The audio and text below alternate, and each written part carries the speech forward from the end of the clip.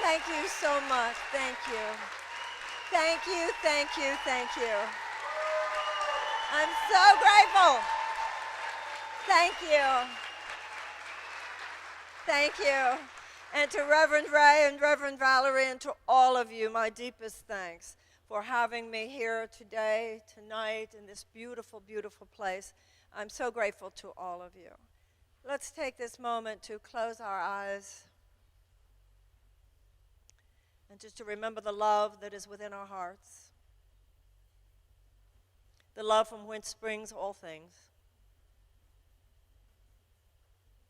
and to dedicate our lives that love will prevail, and so it is. You know, Thomas Paine, one of our founders, said, "We have it in our power to begin the world over again." The founding of this country was an extraordinary step, an extraordinary leap. And it was a leap not only political, but moral and philosophical and even spiritual. The very idea that anyone could dwell in a space of possibility, that anyone, no matter who they were, should be able to spread their wings, to be whoever they wanted to be, and to soar. The very idea that there would be, to the best of our ability, no external caps or limitations on anyone being able to do that. The very idea that all men were created equal. The very idea that God gave all men inalienable rights of life and of liberty and of the pursuit of happiness. The very idea that a government was instituted to secure those rights, and that if government wasn't doing its job, it would be the right of the people to alter it or abolish it. It was a radical idea. It was a radical repudiation of centuries of a social system in which only a few people got to win, only a few people got to own land, only a few people got to be educated, only a few people got to create wealth, and the vast majority of people were basically just serfs who had to live their entire lives serving that small few. And with the signing of the Declaration of Independence, the men who were the signers, all 56 of them, they were risking their lives. Because if the British had won the war, all of them would have been executed as traitors. That's where it all began. This radical burst of light for human possibility. But that's also where it got very gnarly. Because out of the 56 signers, 41 of them were themselves slave owners. So that's it right there. We are characterologically bipolar as a nation. Our DNA, it's embedded. We are simultaneously based on the most enlightened and aspirational principles that have ever formed the founding of any nation. And at the same time, we have been from the beginning, at times, the most violent perpetrators of transgression against the principles on which we purport to stand. It's important to recognize that, just like it's important when you go to therapy, read up on the history of your family, the history of your people, the history of your religion, the history of your sex, your sexuality. Because when you know where you come from, you're empowered. You understand what you owe to your ancestors in gratitude. You owe where it's your job to break the chain and not to carry forward what your ancestors were doing. And it gives you the power to understand what you owe to your descendants. Now, the history of the United States is a narrative that moves through time. And as we have moved through time, every generation writes a chapter in this ongoing story. Now, every generation, including ours, has been filled with people and forces who represent both sides of our polarity.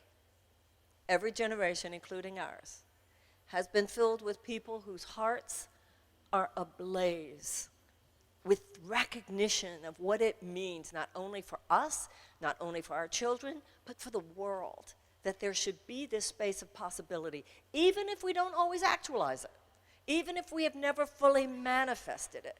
Just the realization that this is big. This is big for humanity. This is big philosophically. This is big spiritually. That human beings should have the right to self-actualize.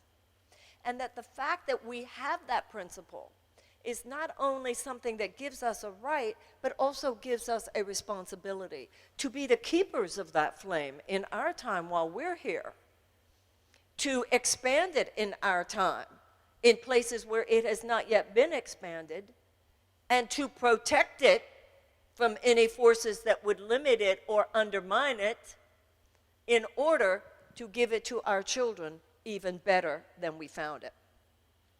Now, throughout our history, we have moved in the direction of getting it right. We had slavery in this country, but then we had abolition. We had oppression of women in this country, and then we've had two major waves of feminism, and we've had the women's suffragette movement. We had institutionalized white supremacy and segregation, and then we had the civil rights movement. Gay people were not allowed to marry, and then we had the marriage equality movement, and the list goes on. We in our time are no different than any other generation before us, because we too have those among us whose hearts are ablaze with the recognition of the import of what it means to be an American. And we also have forces in our time, just as there have been in other times, backed by huge amounts of money, just like there have been in other times, backed by huge amounts of political power, just like there have been in other times, backed by all kinds of material manifestation that would have us regress, that would have us move less in the direction of a greater expansion of democracy and more in the direction of that from whence we came. The idea basically that just a few people should get to have the goods. Just a few people should have the greater access in our time to health care. Just a few people in our time would have easy access to education. That just a few people in our time would have easy access to capital for business, for all of the things that are the material means by which people might self-actualize. And it's even deeper than that, because the way it is unfolding, it's even that only a few people would have easy access to justice, that only a few people would have easy access, in some cases, even to food with which to eat. Now, ladies and gentlemen, we, therefore, are faced with the same challenges that other generations have been faced with. We, in our time, are asked to rise as other generations have risen. We, in our time, are asked to stop, to wake up, to push back against whatever distractedness there is within ourselves, whatever dysfunction there is within ourselves that would make us blind to how important this is. And we are asked to do what other generations did before us. In 1776, they repudiated aristocracy. And whether it's an aristocracy or a corporatocracy, whether the aristocracy is made up of lords and ladies in old England, or whether the aristocracy is made up of health insurance companies and big pharmaceutical companies and gun manufacturers and chemical companies and oil and gas companies, defense contractors and nuclear industry, whatever form it takes, if it is a matrix of an essentially aristocratic paradigm, whether you call it an aristocracy or a corporatocracy, but if our government functions in such a way as to make it easier for that matrix of an aristocratic situation to achieve and to accumulate more and more and more and more at the expense more and more and more of anyone else even making it at all, you've got a problem on your hands, and it is time for our generation to rise up. It is time for our generation to push back, and it is time for our generation.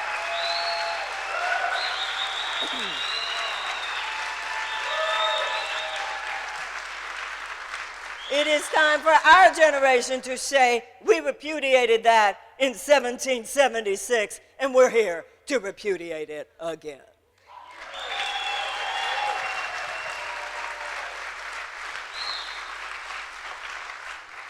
Because that's what Americans do. Now, it's very interesting to note, while we are here in this sacred space, that the great movements towards self-correction in terms of social justice throughout our history have arisen from religious and spiritual sources. The abolitionist movement arose from the early evangelicals and Quakers. And many of the leaders of the women's suffragette movement were Quakers. And Dr. King, of course, was a Baptist preacher. The civil rights movement emerged from the Southern Christian Leadership Conference.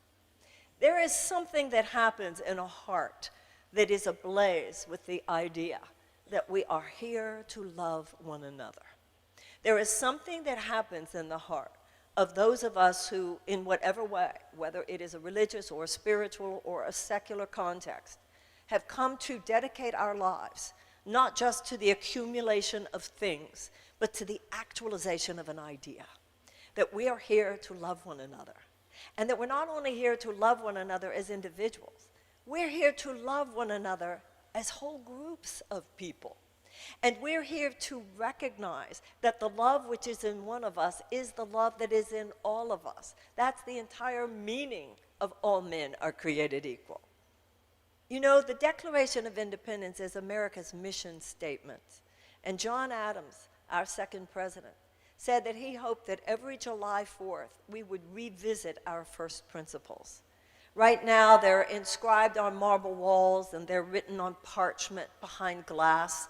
Sometimes when our children, let's say, are in the 8th grade, we send them to Washington and say, oh, he or she, they saw the Declaration of Independence. But ladies and gentlemen, if principles are not alive in our hearts, then they essentially are dead. For a principle to have moral force, it has to be alive inside us. So the reason we could not have slavery in this country, the reason abolitionists said, no, that will not be, is because if all of us are created one, if all of us are created equal, you can't have that. If all of us are created equal, you can't have the suppression of women. If all of us are created equal, you can't have segregation. And what is so powerful about the fact that so many of those social justice movements standing for that arose from religious and spiritual sources is because religious and spiritual dedication gives somebody two internal powers. Now, I'm not saying you need to dwell within a religious or spiritual context to have these powers. Many people have these powers, but there's something about the spiritual life that gives it to you in spades. And that is the power of your no and the power of your yes. You see, there was no reason for the abolitionists to think that after over 200 years of slavery, they could just get rid of it. Any more than there was any reason for the women's suffragettes to think, given the fact that women had never had the right to vote in this country, that they could get women the right to vote. There was no particular reason for the civil rights workers to believe that they could dismantle segregation. But they did not do what they did because it was popular. They didn't do what they did because other people told them it could be accomplished. They did what they did because what was happening was wrong.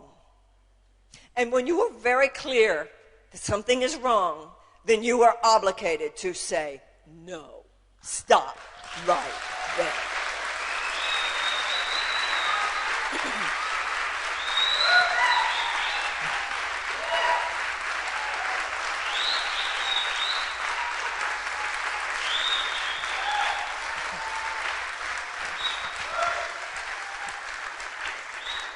But there's a second power that it gives you, not just the power to say no, but also the power to say yes. There had never been an America without slavery somewhere. But there's that incredible line, blessed are those who have faith who cannot see. It's one thing to have faith in something because you can see it. And it's another thing to have faith in something even if it has never been, but because it is clearly what love would do you know it exists in the ether somewhere. Whether you think of it as existing in the mind of God, whether you think of it as something that is inevitable simply because love's will always be done, you know that even if there has never been an America without slavery, you know that in some ether, some realm of possibility, a country without it exists. Even if the women had never had the right to vote, you knew that it was something to say yes to because it could be invoked into expression. And even if segregation had a tight grip on millions of people, you said yes to the possibility that it could end. Now, ladies and gentlemen, we all know America has swerved. Something has happened. Many things have happened. Donald Trump did not create them all. Donald Trump is a symptom of much of what has happened. And we're stuck in this oppositional place. Some people love the president. Some people hate what the president stands for in terms of his agenda. But we all know something is off. America has gone off the rails in some way. And I'm reminded of a line from Mahatma Gandhi where he said politics should be sacred. Well, it sure doesn't feel sacred right now. It feels the opposite of sacred. And it is so the opposite of sacred that some of the best minds and hearts in America have completely turned off to it. There has been a chronic disengagement from politics among some of the people in America that our country most needs. And the more people have disengaged from politics, the more toxic politics has gotten. And the more politics has gotten toxic, the more people have wanted to disengage from it. But there's a great awakening going on right now. Now, when Mahatma Gandhi said politics should be sacred, he did not mean it should be religious. We're not talking here about doctrine. We're not talking here about dogma. We all respect the separation of church and state because the separation of church and state was not meant to limit the religious or spiritual impulse. It was meant to protect it. The separation of church and state has a dual function. It means that there is no minister or priest or imam or rabbi or monk or ayatollah or anything like this that can walk into the halls of Congress and say, you can't pass that law. They can't say, you have to pass this law, such as in a country like Iran. But it also means that while you and I are meeting in this church tonight, just as when anyone might be meeting tonight in a synagogue, or someone might be meeting tonight in a mosque, or someone might be meeting at an AA meeting, or someone might be meeting at a young atheists meeting. Whatever, they can rest guaranteed that in this country, no policeman's going to be coming in the door and say, break it up. This isn't on our official list. But once again, by doing that, by placing that into the structure of our Constitution, our founders were not seeking to limit the spiritual voices among us. They were seeking to protect the spiritual voices among us. And if ever there was a time in the history of the United States when love needs to speak up, it's now.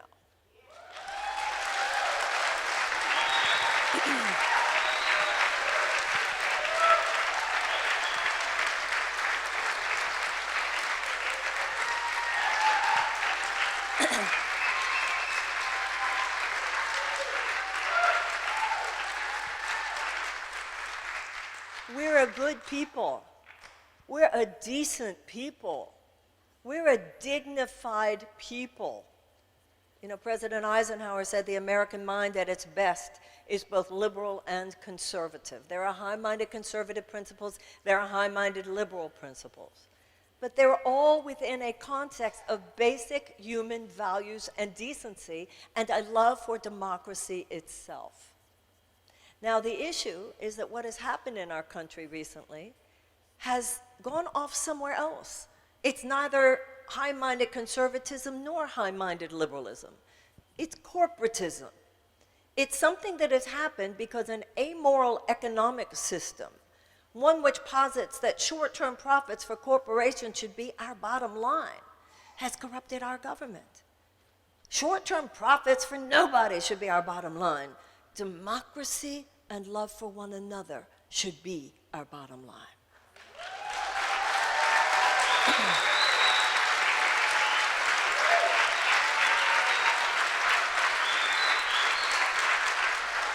And this amoral economic philosophy has had immoral consequences. And it will continue to have immoral consequences until we, the people, step in. You see, ladies and gentlemen, the United States government did not wake up one day and say, let's end slavery. That's not what happened. With the abolitionist movement, the people rose up and the people stepped in. And the US government did not wake up one day and say, oh, let's give women the right to vote. Why not? That's not what happened. With the women's suffragette movement, the people rose up and the people stepped in. And the US government did not wake up one day and say, let's desegregate the American South. That's not what happened. With the civil rights movement, the people rose up and the people stepped in. Ladies and gentlemen, the amoral economic system, which has so corrupted our government, I didn't say it's just corrupted one side. It has corrupted the way our government functions. The influx of money on our political system, particularly corporate money, the power of great wealth, so dominates the way our government functions today that we are not, for all intents and purposes, a government of the people, by the people, and for the people. Remember, Lincoln wrote that line, and he spoke those words on the battlefield at Gettysburg, where thousands have died. And he said that they died for a reason, so that a government of the people, and by the people, and for the people would not perish from the earth. You and I have lots to think about. It is perishing right now. We are not, for all intents and purposes, now functioning as a government of the people, by the people, for the people. Because of that huge influence of money, we are more a government of a few of the people, by a few of the people, for a few of the people. A government of huge multinational corporate interests, by huge multinational corporate interests, and for huge multinational corporate interests. It is naive of us, ladies and gentlemen. It is absurd of us. It is foolish of us to think that the US government, which functions within the context of its dependence on that money, is going to wake up now and say, let's stop doing it this way. That's not what's going to happen. If this is going to change, it's because we, the people, are going to rise up and the people are going to step in.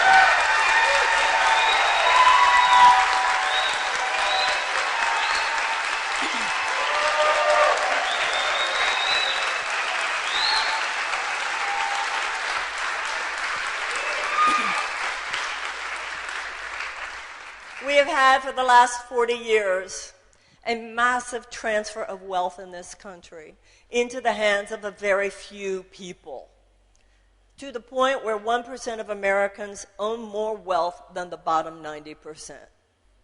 An amoral economic theory called trickle-down economics posited that if we just made it easier and easier for stockholders to make money, that would increase the profitability of these huge corporations, and then they would create more jobs, and then all that money would just trickle down, and it would lift all boats. I think after 40 years, the jury is in. After 40 years, you can see what has happened. It has not lifted all boats, ladies and gentlemen. It has left millions of people without even a life vest. It has destroyed America's middle class. It has left us in a situation where 40% of all Americans live with chronic economic anxiety. We have millions of Americans who are in poverty. We have millions of Americans who live in near poverty. We have 43 million Americans who live with hunger. We have 13 million hungry children in the United States. We have millions of American children who go to school every day asking the teacher if maybe the teacher has food for them to eat. We have millions of American children who go to schools and classrooms where they don't even have the adequate school supplies with which to teach a child to read. If a child cannot learn to read by the age of 8, the chances of high school graduation are drastically diminished, and the chances of incarceration are drastically increased. We have millions of American children who are considered by psychologists to be experiencing a level of PTSD that is no less severe than the PTSD of a returning veteran from Afghanistan or Iraq. What has our political establishment done about these children? We all know what they have done. They have simply normalized their despair. We should be rescuing these children, no differently than if they were the victims of a natural disaster. But hey, they don't vote. They're not old enough to vote, so they're not a constituency. They're not a poker chip in that game. They're not old enough to work, so they have no financial leverage. So how could they possibly compete with the influence of the corporate money that dominates Washington? You see, so many people say our government should be run like a business. I don't think it should be run like a business. It should be run like a family. And the American woman should be the first one to say this. First, you feed the babies.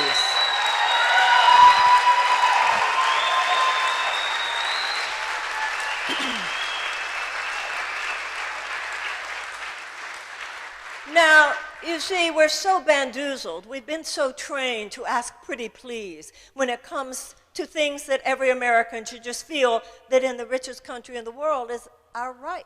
Because you see, ladies and gentlemen, it is. Let's remember what the Declaration of Independence says. Not only that God gave all men inalienable rights of life, liberty, and the pursuit of happiness, and I certainly don't see how those children who go to school hungry every day in classrooms that do not even have school supplies with which to teach them to read are able to pursue their happiness. Well, let's remember what the Declaration says, because it says not only that government is instituted in this country to secure those rights, but don't stop before the punchline. The punchline is very juicy. It says that we, the people, have the right to alter or abolish that government if it's not doing its job.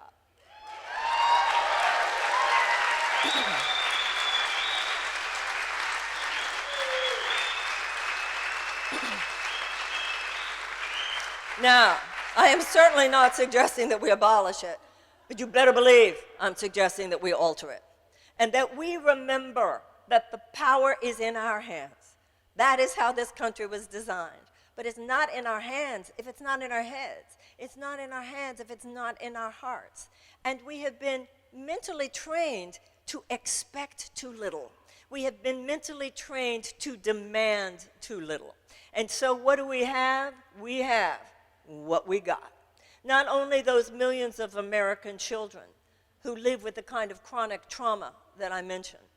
We have also a national security agenda that's based on an endless preparation of for war. Now, how does that work exactly? You see, I actually remember, I was a child, but I remember being a little girl and watching JFK in his inaugural parade, being on the floor watching with my mother.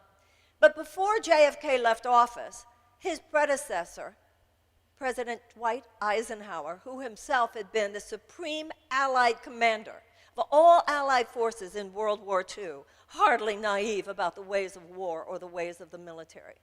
In his farewell address to the nation, he warned us of what he called the military-industrial complex. Because you see, ladies and gentlemen, before World War II, we had no standing army.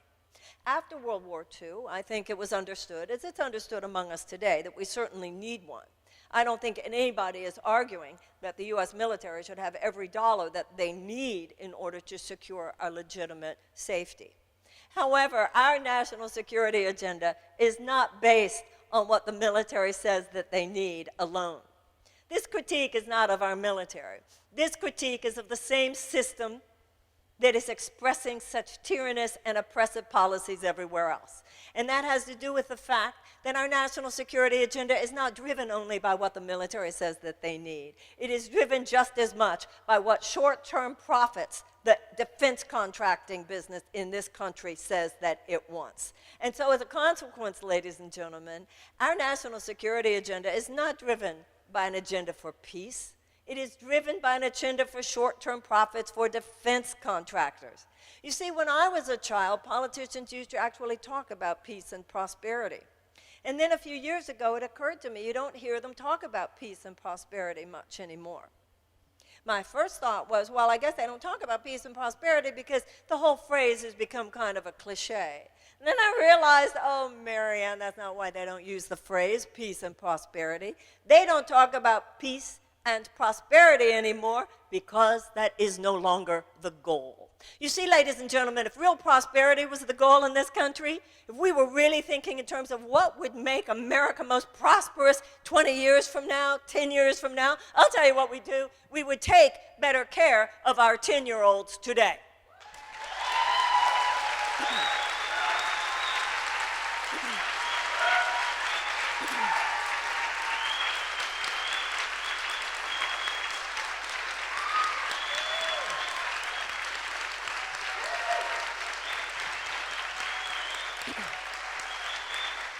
And if we were really thinking about peace on earth, you know, you can't just take medicine. You have to cultivate health. Because sickness is the absence of health. Health is not the absence of sickness. What, are we going to just kind of back up into peace someday? You can't just prepare for war. You have to cultivate peace. If we really want peace in the world, we will not just spend all of our money on endless preparation for war and a fraction of that amount of money on actually building peace. It is time for this generation to wake up. When you forget or you fail to psychologically and emotionally bond in your time with the principles of the Declaration of Independence, I'll tell you what happens. You get played, and we have been played. We are so played that we now have a national security agenda in which just endless preparation for war seems to be the name of the game. We need to do more than be prepared for war if war must come. We need to declare peace.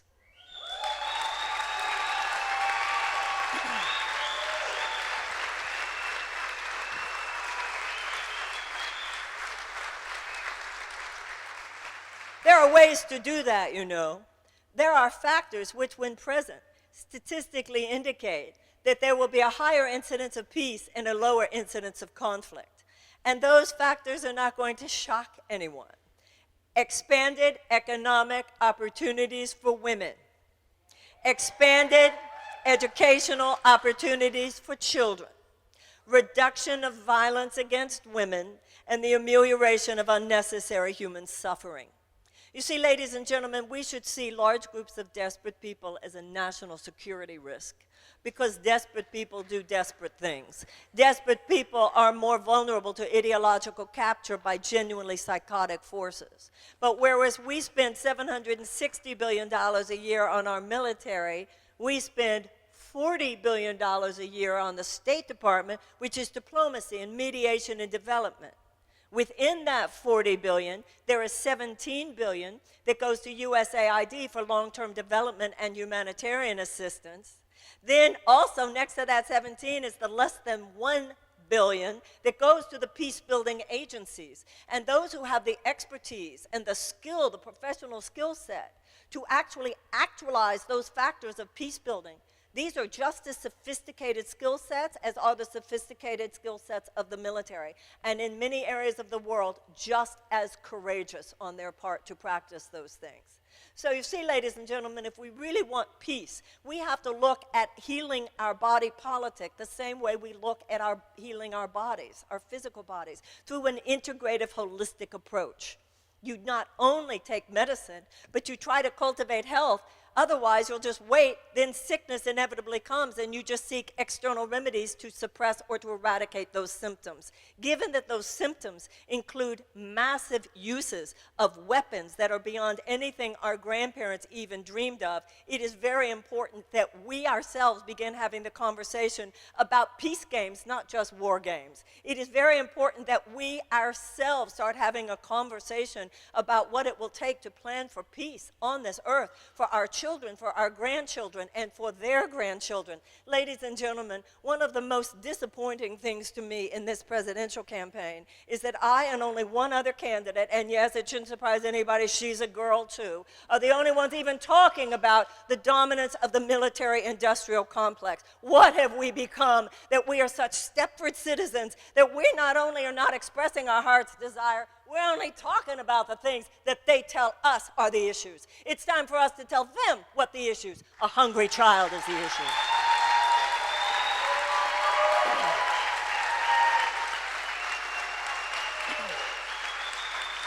Hungry children is an issue.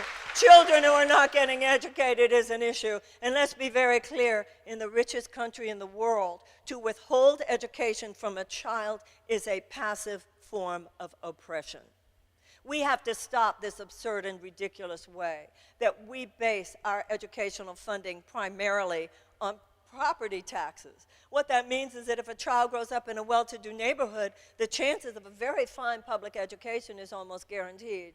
But if that child didn't win that particular aspect of the birth lottery, well, what we get is what we got. And all of these forms of misery, all these forms of economic anxiety, by which millions and millions of people don't know what they will do if they get sick, don't know what they will do if one of their children gets sick, don't know how they will send their children to college, don't know how they will pay off their college loans, don't know how they will ever get beyond the station that to which they have been ascribed. All of this becomes the petri dish out of which all these other forms of societal dysfunction are almost inevitable. And all we talk about is how to treat the symptoms. We talk about how we're going to pay for health care, who's going to pay for health care. We should also be talking about why are there so many contaminants in our water? Why are there so many carcinogens in our food? Why is it that in the United States of America we have such a chronically higher level of chronic illness than in other countries of comparable wealth? You see, ladies and gentlemen, we are being so bamboozled on so many levels. And I feel in this campaign, I feel the same thing in my presidential campaign that I felt throughout my career. I'm not saying anything everybody I know isn't saying it. It's just, could we possibly say it when the lights are on and into the microphone now?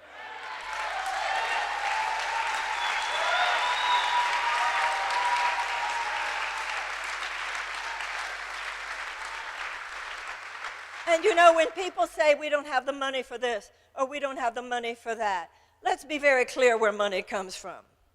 Money comes from people living their dreams. That's where money comes from. If you want prosperity, I'll tell you how you have prosperity and have a great economy in this country. First of all, the greatest entrepreneurial spirit, the greatest genius that would fuel the most amazing economy for decades to come lies in the brain of every kindergartner in this country. If you want to see, there is nothing in the sun. You talk about the energy of the sun, you talk about the energy of the wind, you talk about the energy underneath the ground. None of those can compare to the energy that is the potential of the brain of a young child. That's the gold we should be mining. If you want to see, that's where it all lies. That's where it all lies. So when people say you don't have the money, this is the deal. All of our public policies, all of them, both domestic and international, should be based on one core principle. What helps people thrive? That's what democracy is. It turns out love is not just the goal, love is the strategy. Turns out democracy is not just the goal, democracy is the strategy. Turns out mercy is not just the goal, mercy is the strategy. Justice is not just the goal, justice is the strategy. Help people be everything that they can possibly be. That's where you get peace, and that's where you get prosperity.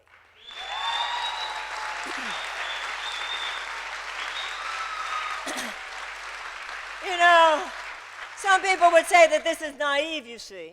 It's naive to say that love, not economic principle untethered to ethical and moral consideration, should be the bottom line. Some people say that it's naive to think that we should be thinking about building peace, that we should be thinking about repairing the world rather than just getting more money for oil and gas companies. Some people think it's naive to think that if we're going to have the future we want, we're going to have to clean up the past, so that we need to have serious reparative measures with both descendants of American slaves as well as Native Americans. Some people say that it's naive to look to the tenets of love and say, first we need moral repair. First, we need to look at where things are really going off the rails in terms of what it means to be a good human being, in terms of what it means to be a loving human being. Some people say that it's very naive to say that we could run this country that way. I say what's naive is to think we're even going to exist on this planet for another 100 years if we don't try.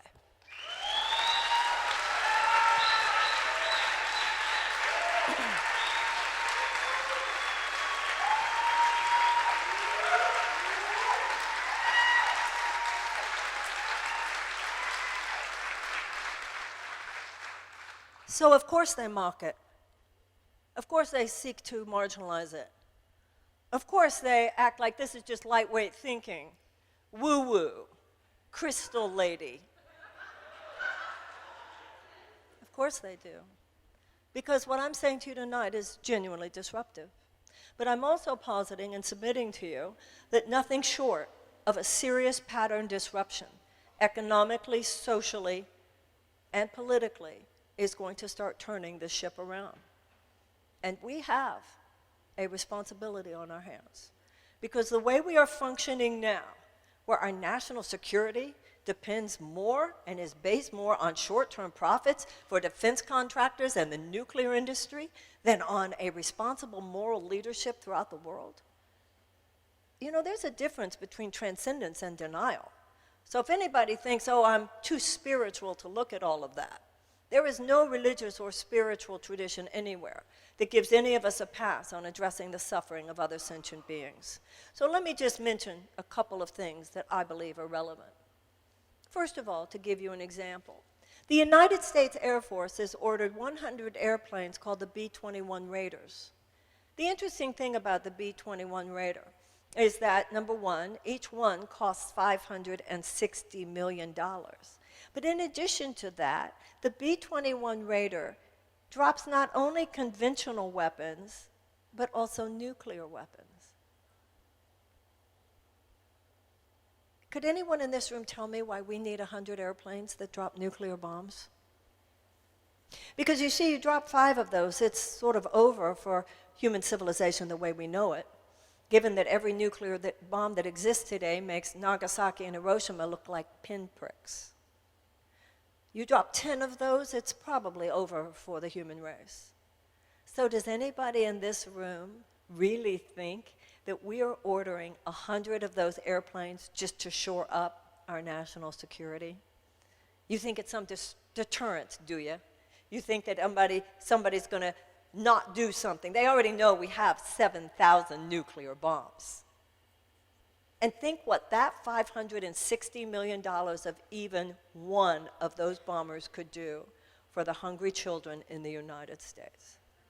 Think what even one of those bombers could do to feed the 12,000 children who die of starvation on this planet every day. And if not us, if we are not going to speak of conscience, and we are not going to speak of love, and we are not going to speak of justice, and we are not going to speak of mercy, if we are not going to speak to the horrifying racial injustice in our criminal justice system, if we are not going to speak to the eradication of voting rights throughout this country, if we are not going to speak to our need for a World War II mass mobilization in order to repair this earth and reverse climate change, that otherwise we are headed for a level of social collapse unseen in the modern era. Food shortages, entire countries, entire swaths of continents that become uninhabitable because of the heat, entire swaths of countries, possibly continents, where food simply cannot be grown, levels of food shortages, level of economic collapse, levels of starvation, levels of refugees, environmental refugees, such as we cannot even imagine. If we are not going to speak of these things, ladies and gentlemen, who is? If we are not going to speak to the fact that we must declare peace, if we are not going to speak to the fact that huge amounts of unnecessary human misery and suffering exist among us, then who is? Now, this is the thing, ladies and gentlemen. Some of you have bought my books, and I'm so grateful for that, because what my success as an author has given me is a real experience of how wonderful this country can be when you're in the club. If you make it into the club in this country, there is no place that is better on this earth to live. But the problem today is that not enough people can get into the club. And the whole point of America is that everybody should be able to get into the club. And so what's happening? When we talk about the economic injustice, when we talk about the huge transfer of wealth into the hands of a very few, there is no group of people, there's no socioeconomic group of people in this country that has a monopoly on values Very, very wealthy people agree that many of them, that we should repeal that $2 trillion 2017 tax cut that gave 83 cents of every dollar to the very richest among us. This is not the rich versus the poor. This is any more than with the environment. It's left versus right. It's not rich versus poor. It's justice versus lack of justice. It's not left versus right on the environment. It's human survival versus human self-destruction. And so there's an awakening going on now. The problem is not that people can make money in America. It's good that people can make money. The problem is not enough people have a shot at making money today. And the average person who creates wealth in America does not want to feel, I don't believe, that their making money is at the expense of somebody else having a chance to. So when people tell us that it has to be this way, no, it does not have to be this way. Bobby Kennedy used to quote George Bernard Shaw, who would say, some people see things as they are and they ask why. But other people dream of things that could be and ask why not. Ladies and gentlemen, the abolitionists did it, and the suffragettes did it, and the civil rights movement did it. It is time for us to do it. It is time for us to see injustice.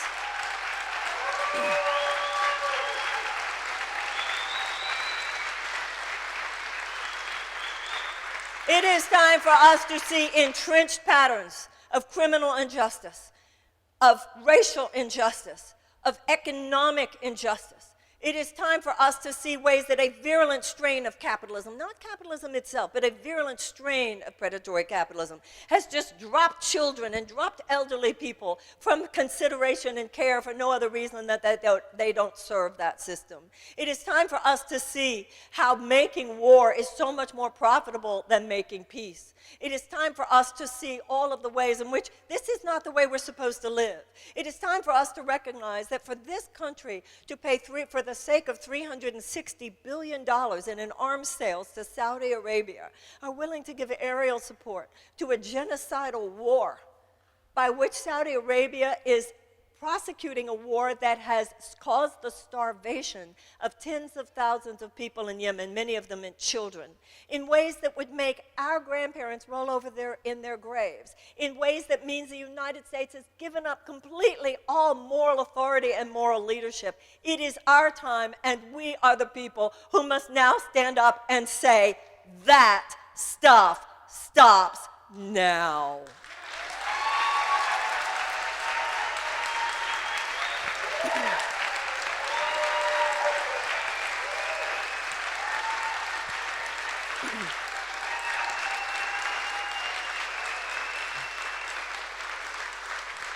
This is so much bigger than just replacing one president.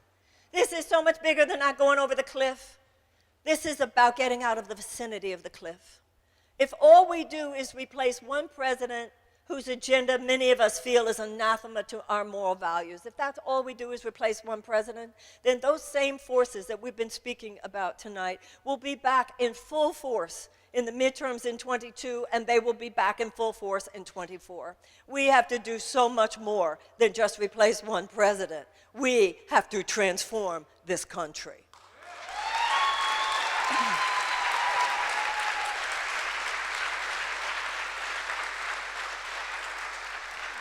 I started out tonight saying that at a time when hatred is shouting, it's not enough for love to whisper. Many more people in this country love than hate. There is no doubt about that. We've always had racists and bigots and anti-Semites and homophobes and Islamophobes as they are now, all of that. We've always had them. It's not like they've never been here. But we thought we had reached a point. We thought we had reached a consensus in our country where no serious political megaphone would be given to voices such as that on either the left or the right. Unfortunately, those levees have fallen. The levees have fallen partly because of social media and because we have a person with no less power than the presidency of the United States who is not above harnessing those forces and exploiting them for his own political purposes. The problem, though, is not that there are more haters than lovers, way more lovers than haters in this country and in the world. But what has happened, which is extremely dangerous, is that the haters are politicized in America today. And not only are they politicized, they are convicted. And conviction is a force multiplier. So it is time for those of us who love to display as much conviction behind our love as the haters display behind their hate. It is time for those of us who love.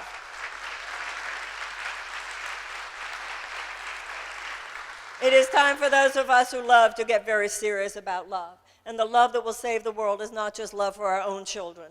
The love that will save the world is also love for the children on the other side of town. And the love that will save the world is also love for the children on the other side of the world. The love that will save the world does more than post on Facebook. The love that will save the world gets out there. The love that will save the world rises up. The love that will save the world recognizes that we did not think that our generation would have what Franklin Roosevelt called a rendezvous with destiny, but clearly we do. My mother used to talk about the days of World War II. That generation, the men came back and they didn't talk about it that much. My father fought in World War II. He didn't talk about it much, but my mother talked about it plenty. And she would always talk about how once World War II began, everyone was involved because everyone knew that it was for the sake of our country. It was for the sake of our world. You couldn't kind of, sort of, sometimes when it's convenient be involved. We can't kind of, sort of, sometimes when it's convenient stand for love. We have to stand for love when it's convenient and when it's inconvenient. We have to stand for love when it's our children and also when it's other people's children. We have to stand for love when they're applauding us for it, and we have to stand for love when they're mocking us for it. We have to stand for love.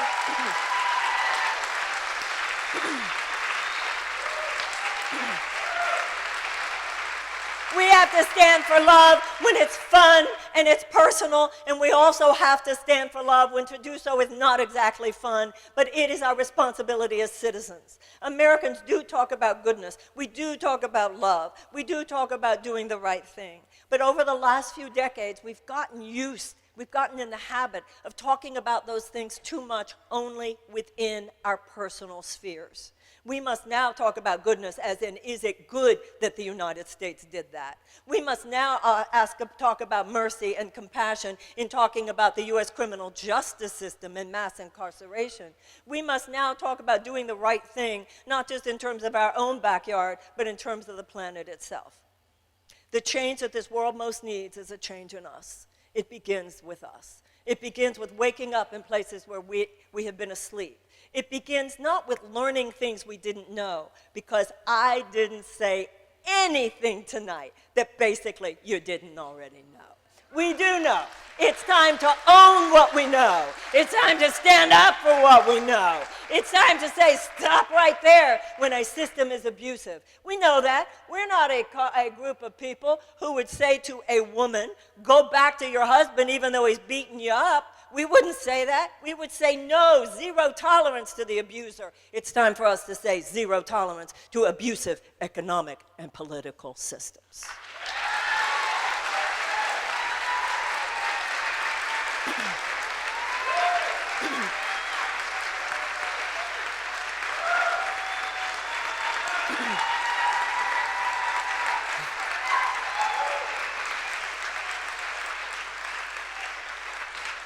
And we will rise up, and we will put aside ultimately unimportant preoccupations, and we will do what I have seen people throughout my 35-year career do.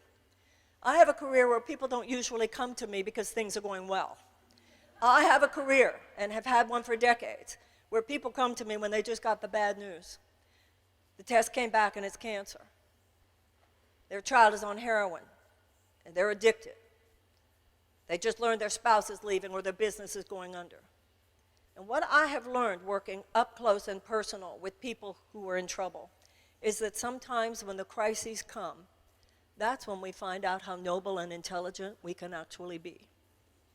And that is what gives me faith. We were good people, and we have what it takes. But when the doctor comes back and says the test results are not good, the doctor, if the doctor is going to heal you, the doctor had to be honest about the test results. One of the problems I have with political leadership in America today is that too often it's about talking to us like we're children, not having the deeper, more intelligent, more meaningful conversations that we need to be having with each other. And that is what we need to do now.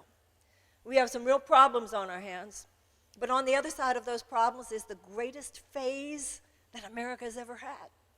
Anytime I've been through a crisis in my life, if I go down deep and I'm honest and I'm brutally honest with myself and I try to practice what I preach and I try to be clear and honest with God and with myself and I atone for my mistakes and I try to do better and I try to make amends and I refuse to be a victim and I try to take responsibility for my part and I try to change and I envision something better, every time on the other side of it, I'm a better woman than I was before.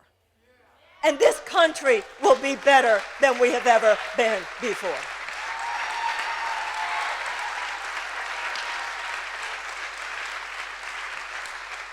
So we are living in turbulent times. This is way bigger than just one presidency. This presidency is a symptom of the underlying turbulence that has been accumulating for decades. We will move through this if we're honest. If we're honest with ourselves. If we're honest with ourselves not only about what the problems are, but about what we need to do to transform them.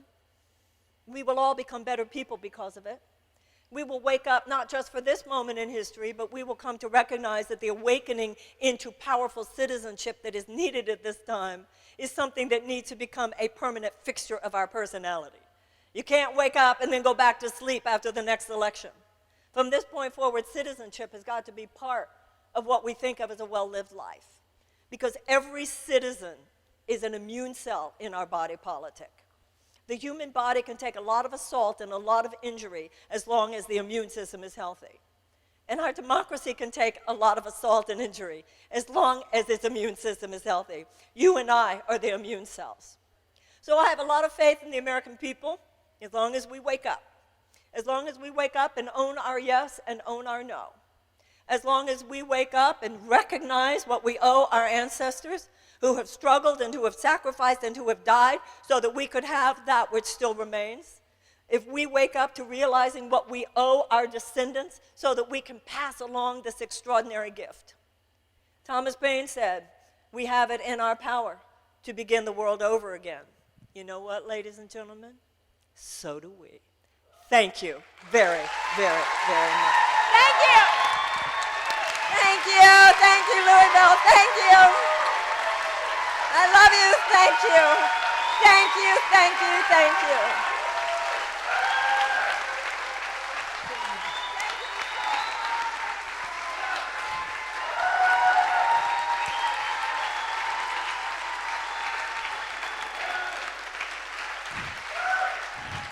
Two things. Don't go anywhere. We're going to take a picture, group picture with Marianne.